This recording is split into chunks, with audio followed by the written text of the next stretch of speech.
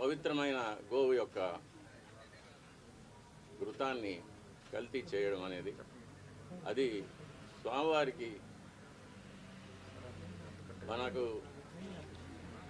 జీవితాన్ని ఇచ్చే స్వామివారికి ఇటువంటి అపచారం జరగడం అనేది చాలా విచారకరమైన విషయం.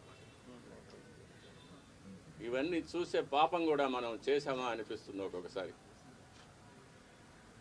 దీన్ని ఎన్నోసార్లు అప్పటి ఈఓ గారికి, చైర్మన్ గారికి దృష్టికి తీసుకెళ్ళి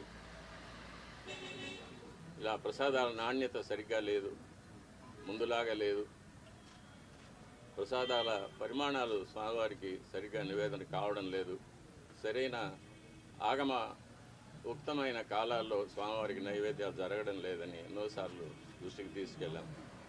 కానీ లాభం లేకపోయింది. దీనికి మరొక కారణం నాది ఒంటరి పోరాటం అయిపోయింది.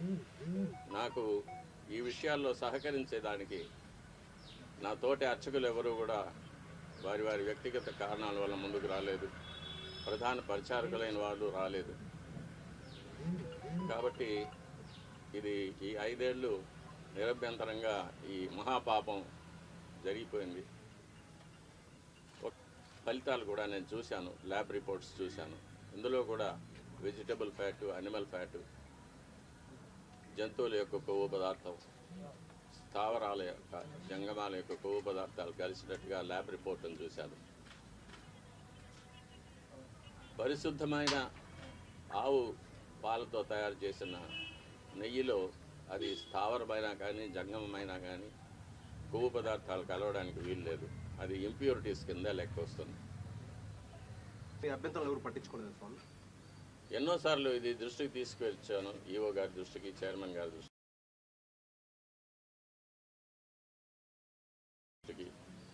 కానీ ఎవరు దీన్ని పట్టించుకోలేదు. కాబట్టి అది అలాగే జరుగుతూనే వచ్చింది. నేను చూసి బాధపడటం తప్ప నేను ఇంకేమీ చేయలేకపోయాను. దీనివల్ల నేను చాలా ఇబ్బందులు పడాల్సి వచ్చింది. అయినా పర్వాలేదు, మా స్వామి కోసం నేను ఇది చేస్తున్నాను.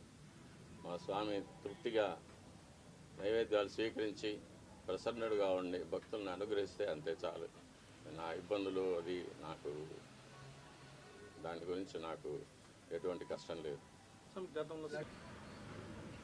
నేను గత ప్రభుత్వం నా పైన చేసిన కొన్ని కోర్టు కేసుల వల్ల నేను ఆలయానికి దూరంగా ఉండవలసి వచ్చింది. అంటే ప్రధాన అర్చక పదవికి దూరంగా ఉండవలసి వచ్చింది.